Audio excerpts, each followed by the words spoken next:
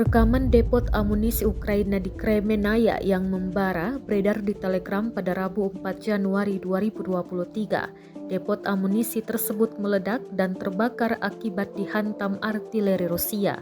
Dalam narasi unggahan yang beredar, disebutkan artileri Rusia menghancurkan musuh di wilayah Kremenaya. Artileri menghanguskan peralatan, akumulasi tenaga kerja, dan depot amunisi. Drone pengintai Rusia merekam ledakan demi ledakan yang menyambangi posisi depot amunisi Ukraina tersebut. Di lain sisi, Presiden Ukraina Volodymyr Zelensky menyebut bahwa Rusia adalah negara teroris yang harus dikalahkan. Zelensky mengungkap, saat ini Rusia tengah menyusun skenario untuk mencoba membalikkan situasi medan perang.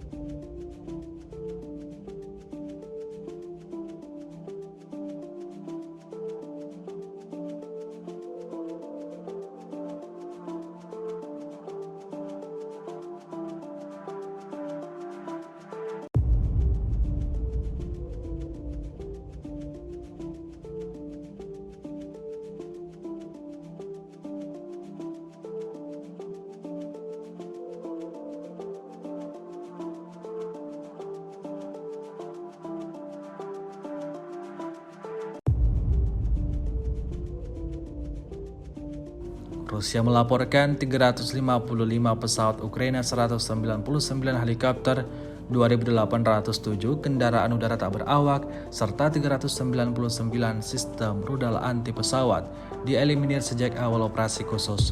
Sementara itu dari kubu Kiev, Kementerian Pertahanan Ukraina melaporkan 750 tentara Rusia dieliminir dalam 24 jam terakhir.